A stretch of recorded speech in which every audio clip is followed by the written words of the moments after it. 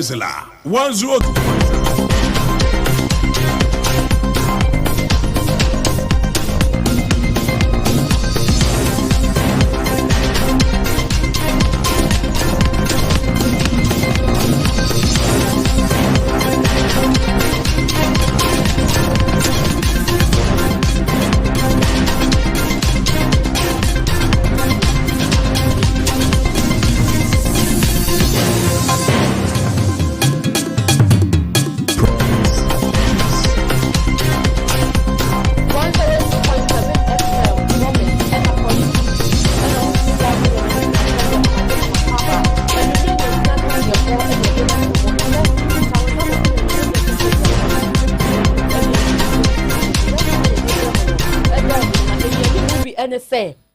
And Apostle Kwadwosafo ya wo founder and leader Emma Christo Asafo missions no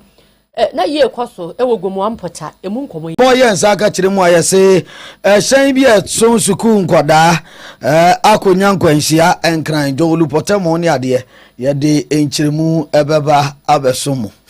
Attorney General Edin Sembia to dwa wo chenwe samra shebedwa enhyehyɛ said the constitution review mpanifo de betu dwa no mpanifo behwe se beduru ahasana entra na wachichemu sa ebeba sa ya ba kwa nanim na enei aban no kire se nsusuye ya amamra konsu han bedwakuo ya wonum hwe bia esefata na wosiesa kire mu constitutional review committee wonum nsusuye ya aba se betumi ankamra hwedwafo ne mampanin infrinsianum na yema wonum entwa no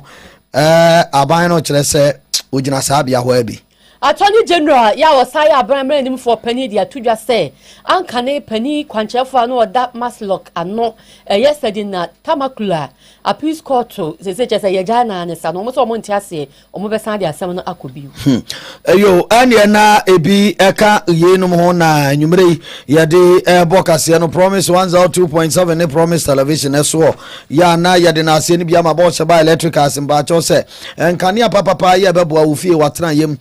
ya hodo dwumadie biada ya ohia nkane a bo se ba nche na aba ebe ma obi standing fan ceiling fan ne brand outdoor na wo pani nyina bi ewa ha ba cho CCTV cameras ni cables no ye ma oni nyina bi ye wo ye certified electricians a wo ba kwa installations ne wire no ede ama wo ye wo edum PZ anti attack for den ma fei oba kejetia Dubai ni mhwenso a ho ye wo ho promise no ide padane mu Kumasi Central Prison on about to so fraya ne 0536 095966 0536 095966 yanyo so na yewie no nso a ba cho wo ide pension no a na ye nonom ye bo ye krogen ye ni da ho na efe pa cho na ye abodunsuo nso a egu mu na se otimi se ensuo de akono pa ma me ho asepe me pa mofra nom enya apomden panin so enum nya apomden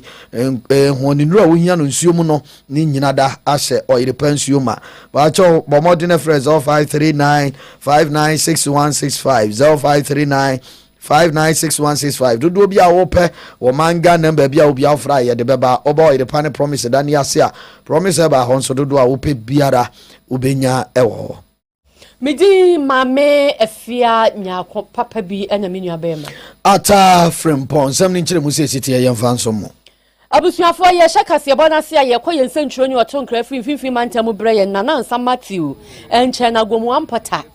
na wode ye kose no nsia boy de na cheso mo kampata agu kra ne sa opani kwanchefo kofa bai ya woda Kristo asafa no apostle Kwadwosafo kantanka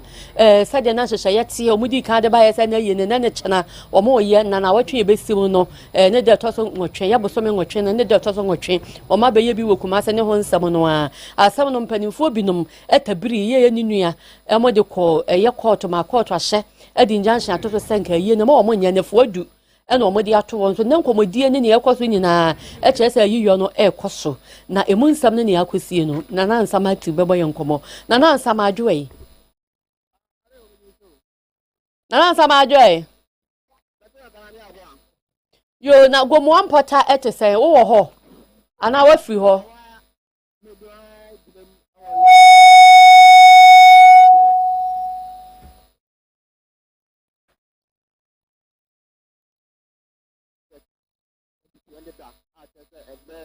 ya but ye de ama ye papa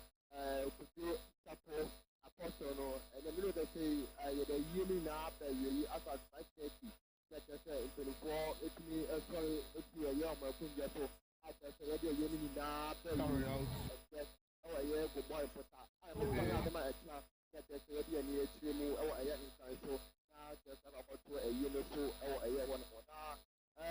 you know, I guess I'm going to go to for names of my Henry. I guess I'm not getting the moon at the Maya user. I spoke also to for a buyer between my name and call for a between the moon at the Maya Henry 2 4. And I say so I will for a year with what I think I saw my Henry. I say to the call for my tester for a buyer between the moon at the same tester. I'm becoming my man. I do have support her. Minimum and can home at tester. I somebody now Kabuma. I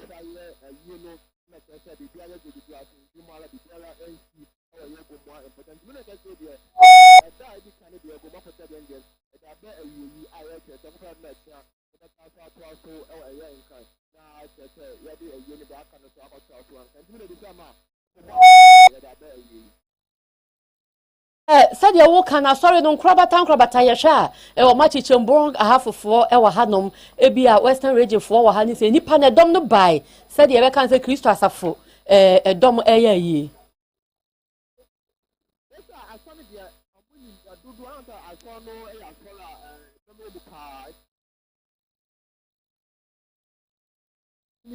by it. We share park at the Mokadia. I walk to on a boy, you know, so can pass me to your man. You can get anything from Mujina, you know, your man. I don't do one when I do an agent in Argentina. I said, Omuja sent some at the year, you know, and then 7 years. About the parent power, some of us are injunction out to a generation. More and promoter, you don't have to make a moment to the outside. And if you know the promotion of your Blumpo, on that, I say, where to now block for the youth. And they done a couple of pre at I say, I want my Dumal Ababo, I had Kabasha Jamaba boys from you. I don't know, the Marshwana, person to Metro, Moka, some more, you know, somebody, a mother, you know, I just more at the Yapon for you, at the Ama, a year and the power for 2 years of what the son. The Quanian, then I'm making a bar, about a year, you never look at it. Pastor Snake Cast now, the Amadabano. I pay and I just say to about more dear money in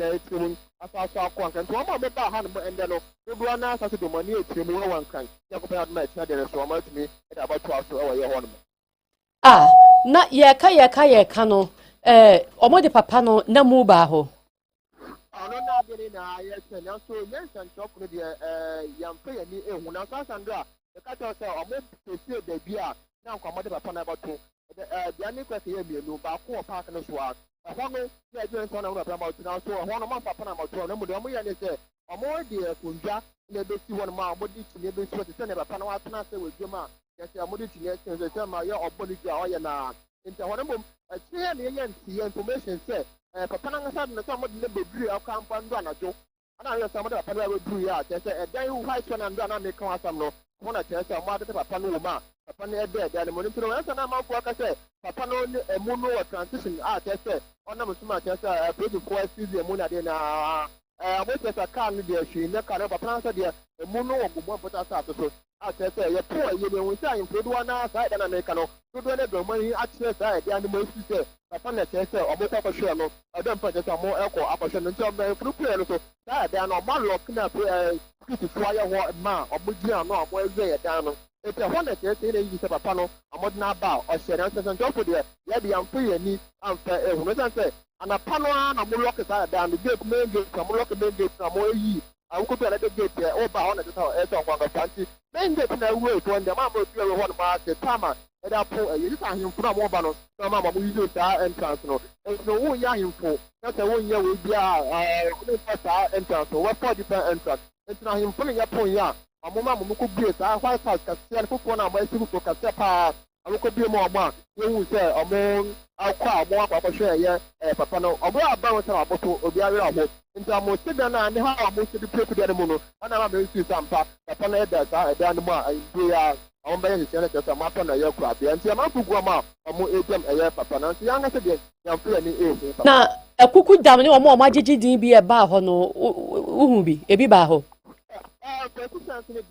bia no ma oba eye na se ende we ti bi ama abai na mo na no ma himfo e bi ka so tu ko otu eye ne nzima hene ma che so no be ti na mo ina himfo e be se tu ko na mu e wo gbogbo ampota an say ye no mo che ko na next week Sunday mo de bi baba eye nkanda so so no be we pie mu wa ye kumase eti na hwana bia na ye hwete bia na hwana otu franga ta be ti peneta chom na be pie mu wa hwana mo na nkan so no ye de bi say ko na ma chamba kwa nkan dia hwana bia na politicians so aba John no mo na matumi di atwa ye no so say na so ye for so e koso e northern side nti ise bia na politicians yo na e kosa ye no amatumi amba ha no nti na aha no ye mbuani ma mo di bi ye no enim nti ye na so ba kosa nko ya ma tena ye nkan mo no ba pen na sika nkan mo no me nti ampo na tena na bia na politicians na ma amba ha no na ebi hu mo nyina wa ko pa ma nkan pa ma tena ya da sasa ya ne atwa mesese edu so wo so sini twafo ni bi enso wani chi etwa bi so uyi mesese edu si nchen na tesa no asa am ka ko bandu ayi break a am tesa no bandu ayi break o ha ko sa ni otibo amu ni wa ha no ma tesa amu tumi hwe ma tesa ye no atumi akọ so ya maame ode atesa ono no e ba na ya sendum de otumi to pa no amu na ka ho e ba ha no ma ọmọ bẹ ṣe mẹkẹ ṣe yìí no ẹkọ so jojojo a jẹ ṣe ẹdẹ yìí no abẹ yòóyà mú ní ẹdọ mọ ní akyẹ mu so wọ nkan na ọmọ ẹba ẹyẹ nkan. ẹni ẹsẹ de waka deɛ na biribi bɔ ne bi so ɛnsi ɛkyɛ sɛ bambɔ mu nsɛm so na ɛyɛ kama ɛwɔ hɔ. Biribi bɔ ne bi ɛnsi bambɔ mu nsɛm deɛ na ayɛ den yie paa a jɛ sɛ ọmọ bɔ ban ɛdi ban ɛwɔ hɔ nom a nti polisifoɔ ne bibia ɛkɔ so jojojo a jɛ sɛ ɛwɔ sojasifoɔ na adeɛ na ɛwɔ ha nom a ɔmɔ ahwɛ asɛm deɛ ɛtumi aba. Nana Nsa yɛda ase. Abusuafo nti dia akɔso wɔ gomu ampota ebra Accra High Court di injunction kura to so no ayie na akɔso amɛkyena Independence Square ɔmo to aso ɛwɔ hɔ no enso nti mun komo bi ɛna Nana Nsa Matthew ɛma yɛte yanko yanani wɔ nsɛm foforom na ankra buburi mantam so ama ne bɔ ya ɛda yapro so ɔkyerɛ sɛ sprinter kaa ibi ya na ɛso asuafoɔ maako bɛ sɛ edu baako akọ akonya nkwanhyia ya nkwanhyia nya aye no se ya no wodi kokonu tipa track bi mu a je se na nso ya ro sempa na manebo nkyire mu a Jowulu ene Accra Mall kwan so onom na sa nkwanhyia isi na ya wode aye kase ye na ni nyina mu no dum jadwumaku no Ghana National Fire Services benefo abomodi a kyire mu se onum te se biribia esisa nkwanhyia bi ate sa akoso no ombo modern ema wo mema no ko ho se beye na onu betimi akwa de poto kasem kwasi broni eka no rescue no twitwaje adwumadie no ebetumi akoso na eno na ADO1 Alex Kinati ya wakasama Ghana National Fire Service one nsentrofo bo nkomo eva nkwanhie ho wo bo amane ni nkyiremu sei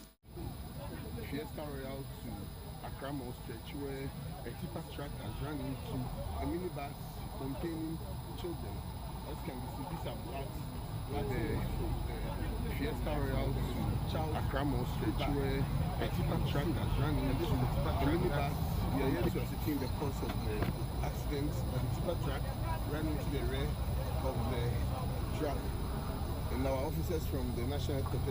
Rescue Team have arrived to try and ascertain the situation and to separate the trailer from the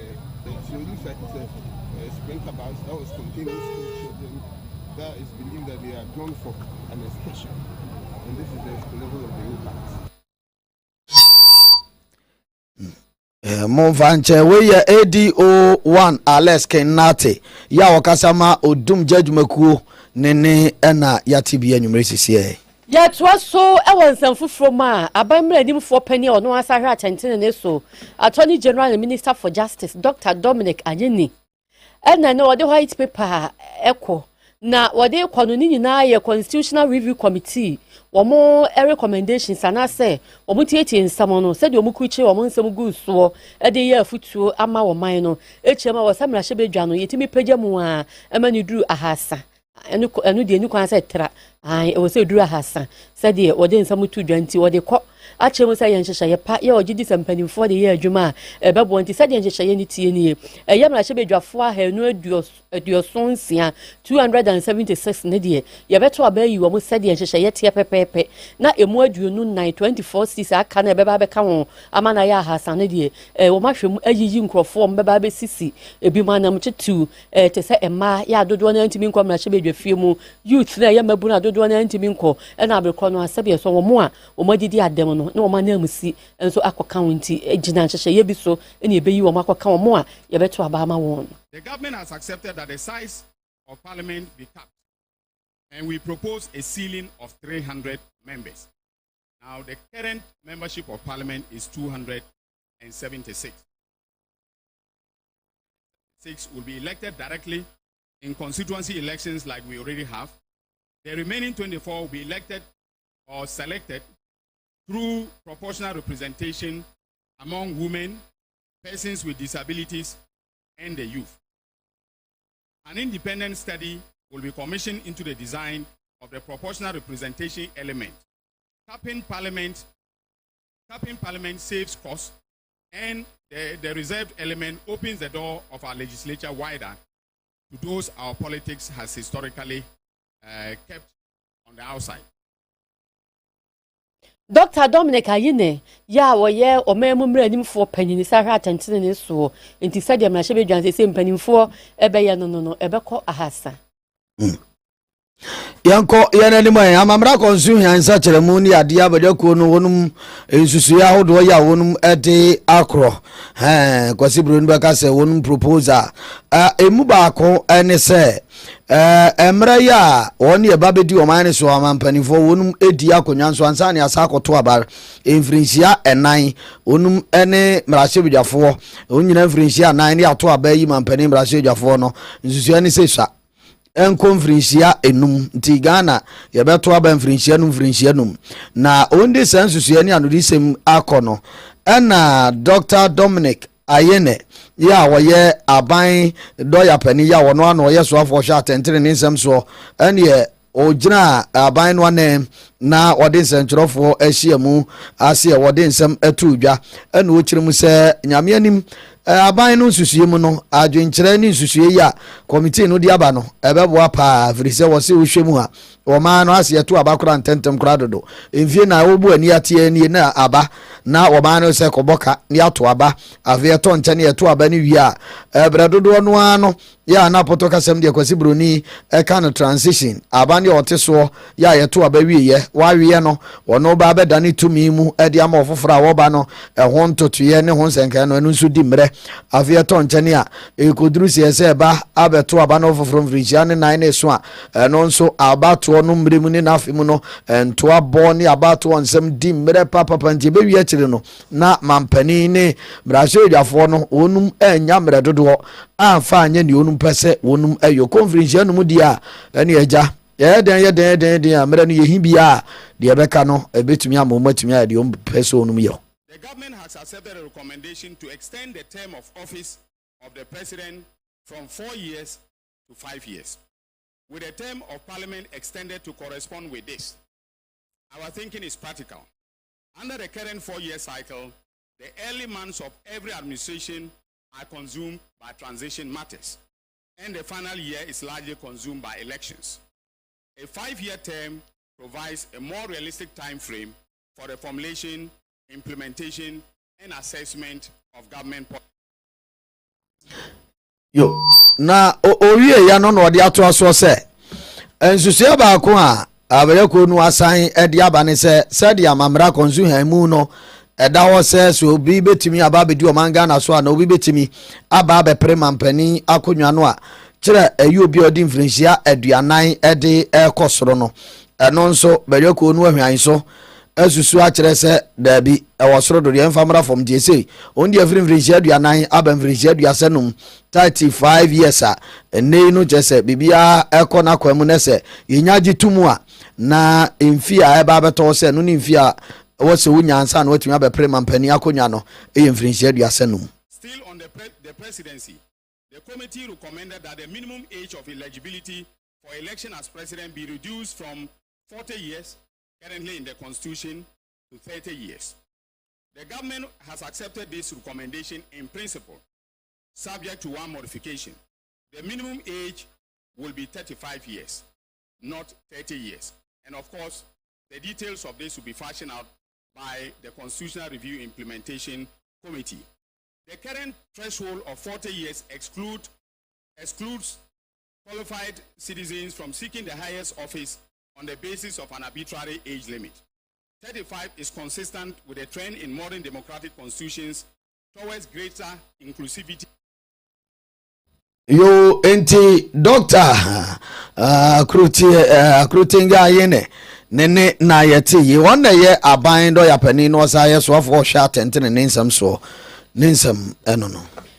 Yagusuwa ewo Attorney General ninsan sam eso ono ane oswafo hwa tentene ninsam so Minister for Justice Dr. Dominic Anyini na ninsam odi atudwa nyina afa maame Sedina Atianu Tamaklu ninsan sam ho ono na anka ne no ye kwanchefo pani da Microfinance and Small Loan Center eya Maslok ano nti ene nsensama ya fofare na fasika ebi ya afa ne nsase ne ho nsama ene koba se ho kwa adu abono enu nti won kwada afiase emfie du ene ho nsama o motabiri asem no ekọ the appeals court na mpanifo tena ase no bedwafo tena ase nipa miensa eya Justice Emmanuel Ankama, Justice Emmanuel Senyo Amadahe na Justice Samuel Obindi Ewuo omunyina adwen ko benkuro mu se eya kwadu ya ye de ball no na ho adanse pa chese chini ani ho no na ebi ni ho eni to omunyina aba asem na gu a chese se de asem bia na ne so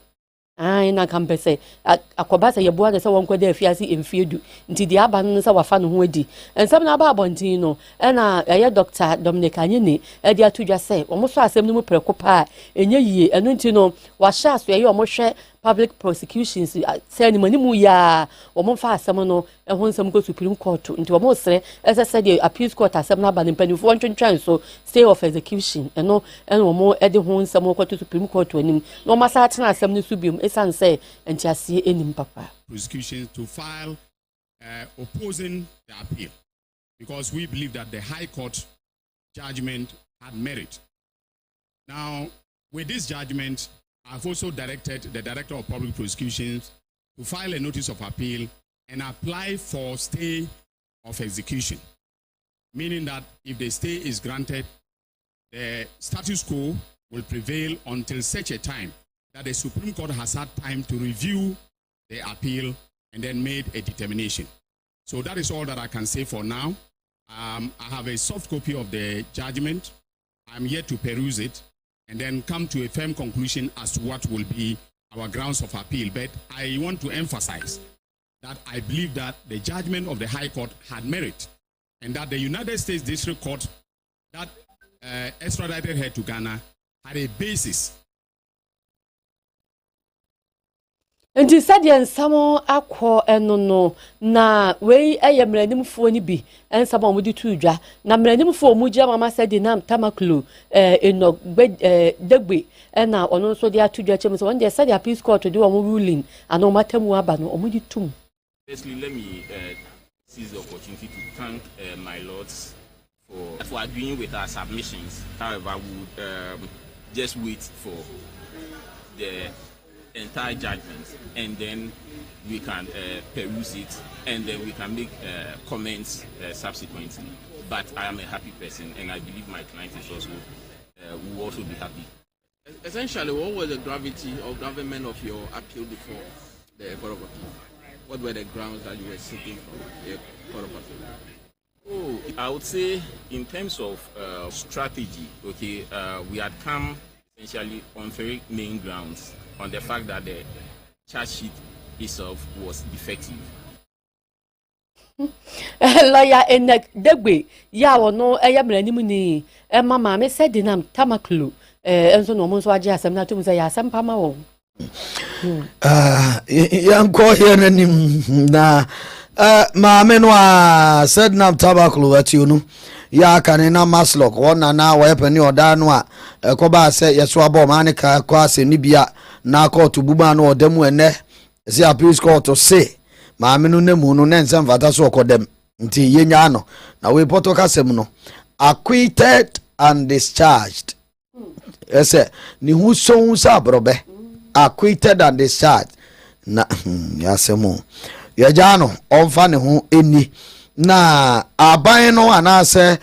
won ya e kire ona dwen e fa bi ya binum wo NDC aban ya ebu omai samre emu ebinum kire mu se maame no ne yakɔto no kan ya de ne ye se maame ne ni kwan so wodam firi se amanebo ni kire mu ase kɔto ese won ya ebo maame ne kwadu no onum antimi amfa dance kan pa ma meto ase na dance enhye de nim nsuo nim dance nim nyedu ene ade na maame no ye de na kwa akotom kwa na no na aka bia ma NPP amamu abreso owura Godfred yebo atame ya na wo ye aban do yapani sa abre no bra na ye de maame said nam ationu kwa akotom yi na o kirim se ne ho adwiri ni papa wo se ade omu ye bia da ho dance nyina da wonum de ko internet obi gina ba bi ka se wonum bo maame ne ko adu no na adanse papa bia ne one o se omu de mu adanse se fata ya ACP esita ekokota akire ene ma court ne bu e ma maame ne ko da mu yentie no said now was convicted on very credible evidence and all, and he conducted the appeal to find out from the current attorney what he feels about the acquittal of Sedna and why Sedna was acquitted. I don't know why she was acquitted. So find out from the current attorney why that happened. But we are told that at the High Court, it was not, you didn't prove your case beyond reasonable doubt. It cannot be the case at all. You see in the judgment of the High Court, yes, Sedna actually absconded after she had actually been confronted with the evidence led by the prosecution. It was not for nothing. So I'm saying find out from the current attorney. You know the kind of opposition that he mounted to the appeal? Was there any opposition at all? I don't know. Na akane abando ya pani owura Godfred dame yabo anene na yatie yaja Ghana mu de bibia timisi o impossible everything is possible yo ya kwa homa so wenum yedi akire tikura ne be pa yai yenko na counselor Reverend Counselor Collins Bonsu omo modern no omo aye na eja yentimi nyu adwenpa ye bebo am ye nya apomuden na sabio ye nya asomdwie na wenum sensem no he eja tipaye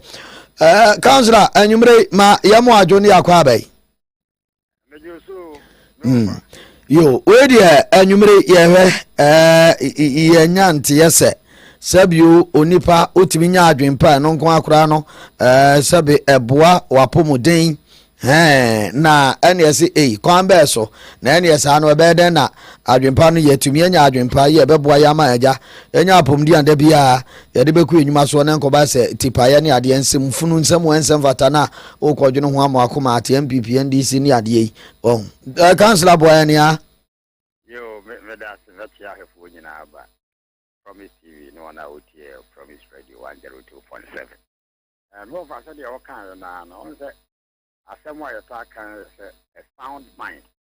is in a sound body. Nza adwena papa na ewo nipadua papa mu. Na na tie ne say Proverbs can was as a man thinketh in his heart so he is. And every successful journey begins with correct thinking. According to bia ekonomi wo no ofa. According to the share e wa adwempa mu. The class that the force wapum dene e wo sikasemu e wa sitremu aware simple be o ma papa asa ase ki so be dene papa ni se no mi nu e ka so ma Ghana nyu bi no be ya o ma Ghana ya na so ma Ghana de ni da e se tmamu fo de ya ne nya papa on se o we na ye wa dene anya de abeti etu na mo papa bi amom ndi ye kase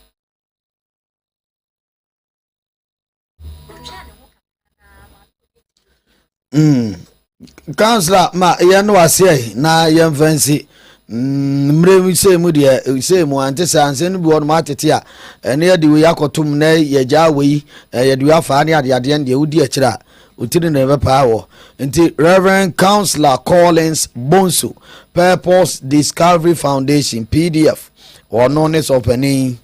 na Holy Calling Ministry so ɔno aso na nyame nam ya wɔde ba yɛ ya ne wɔma asɔfoɔ ne nyame adwumafoɔ nteteɛ ne ade afutuo ne akwankyerɛ ya ɛboa pa yɛnyina no so na yɛmfa kaseɛ no nsinti ne no ne yɛwateɛ bi anya wo de bi ama ne bɔne a to ne nyinaa tugu ɛhyɛ ase adwene papa ɛfa wawa brabɔ ho na wodi ɛyi akyi a ne wuti bɛyɛ ɔya yɛkɔ Emmanuel Odro Korea ne sa kaseɛ no afei Jimmy James Cliff ne dom ne nyinaa counting team bi Dickon Joseph Amoaten ne ɔyikɔ bɛku afiri ne no num ba yɛba bɛsom yɛmsi anso dom ne nyinaa hɔ nyame nhyira wɔ no nyinaa KOB ne mpanifoɔ no de asetena pa nkɔmɔ bɛba bɛtoa mo so atafre mpɔn ne medin mi ne menua bea mame afia nyako papa bi yɛda masɛm ma mo ni hwɛ ani tia ɛnya ado